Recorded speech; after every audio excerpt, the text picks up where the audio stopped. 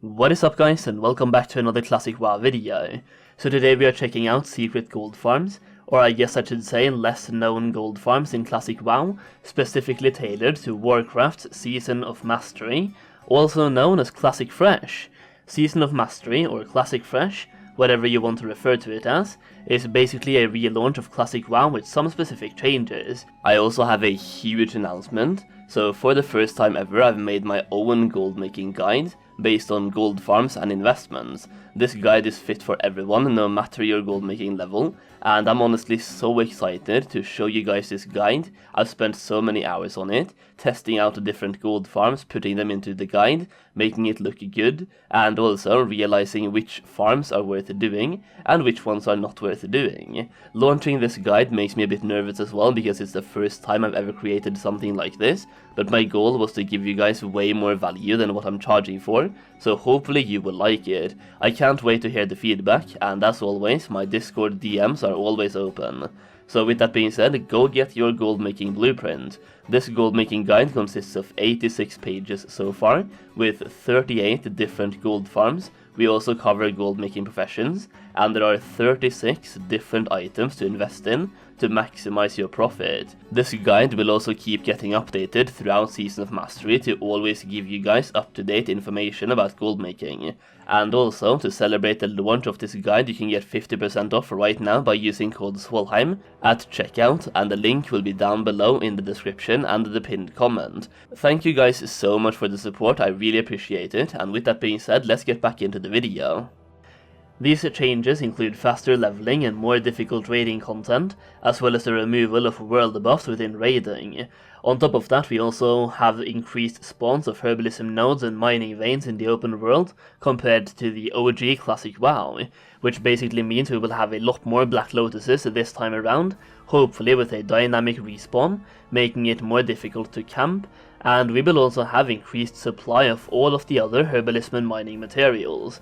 All of these changes will provide us with a pretty different economy this time around than we did in Classic WoW, meaning we need to rework some of our gold farms and reprioritize which farms are good this time around. For example, more difficult raiding content and the restoration of old mechanics includes more fire damage taken within Molten Core, meaning fire protection potions and fire resistance gear will be even more important this time around, and the restriction of not being able to use world buffs within raids also makes it even more important to have other consumables such as flasks, elixirs and unused potions. This means there will be an even higher demand of consumables in Classic Fresh, which in many cases will also be offset price-wise by having more supply of herbs, but there are some consumables that you can get by other means than herbalism as well, which will most likely be a lot more expensive this time around. So with that being said, let's check out some gold farms. Gold farm number 1 is fishing for essences of water in Ashara. While this one might actually be pretty well known and not a secret gold farm, a re-release of Classic WoW will bring some new players to the game, and even old players might have forgotten about the efficiency of this farm, and honestly it's so good that I just have to mention it. If you can get yourself to level 60 fairly fast, you can pretty much have monopoly here, and make a bunch of gold incredibly quickly. Basically, in Ashara you have something called elemental pools, where you have a high chance of obtaining essence of water from fishing in them. These elemental pools are rare and has a respawn timer, and more than one pool can be up at a time, meaning you will want to run in between the different spawn locations, which is located along the shores of Ashara to the east. To fish in these pools you need to have a fishing skill of 415, 300 of those can be obtained by maxing out fishing, another 100 can be obtained from the Aqua Dynamic Fish Attractor, and you can get 20 from using the Big Iron Fishing Pole, which already puts you at 420 total, meaning you already have enough to fish in these pools. If you're playing on the Horde side, you can also obtain Nat Pagel's Extreme Angler FC 5000, which also gives you plus 25 fishing, and that one is obtained from a quest in the Hinterlands. If you want to be a professional fisherman, you can also win the Stranglethorn Fishing Extravaganza and obtain the Arcanite Fishing Pole for plus 35 fishing. Either way, having maxed out fishing, Aqua Dynamic Fish Attractor and the Big Iron Fishing Pole will get you to 420 fishing, which is already enough to fish from these pools. From there, just run laps around the zone and fish, and trust me, this is an incredible way to obtain Essence of Water.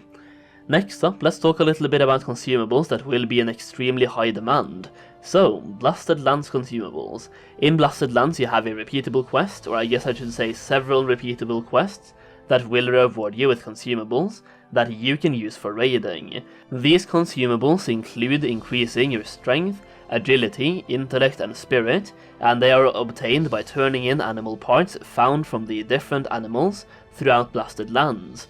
For example, you will need blasted lungs from boars in Blasted Land, and also scorpion pincers from scorpions in Blasted Lands, vulture gizzards from vultures in Blasted Lands, basilisk brains from basilisks, also found in the Blasted Lands, and snickerfang jowl from hyenas, also found in, you guessed it, Blasted Lands. These animals can be found all across Blasted Lands, so just head on over there as soon as possible and start hunting these exact animal parts and sell them on the auction house. Once again, just trust me, they will sell on the auction house for quite a bit of gold, especially in Classic Fresh, considering you can't use world buffs inside raids, so people will need other consumables to increase their DPS, and therefore these consumables will be infinitely more valuable this time around. Another great farm for consumables, or items required for consumables, is the Winterfall Echo farm in Winterspring.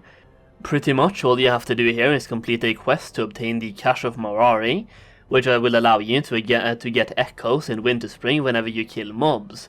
From there, hunt down furbolgs to farm for Winterfall Firewater, and every now and then you will also get a Winterfall Echo, which you can sell on the auction house, and these echoes are used to purchase Juju power. Next up, Golden Pearls. Golden Pearls were on high demand all throughout Classic WoW, and these can actually be farmed pretty easily.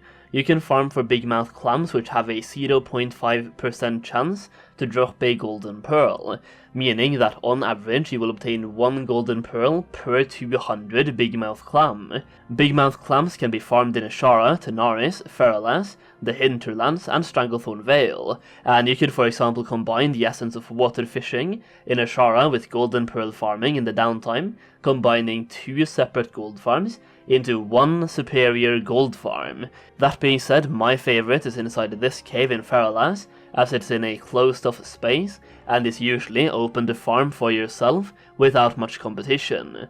Next up, let's look at some elites. Farming elite dragons, specifically blue dragons in Winterspring, has a chance to drop the Hunter Quiver, called Mature Blue Dragon Sinew, which will give you a best in slot Hunter Quiver that is needed by hunters all throughout Classic WoW.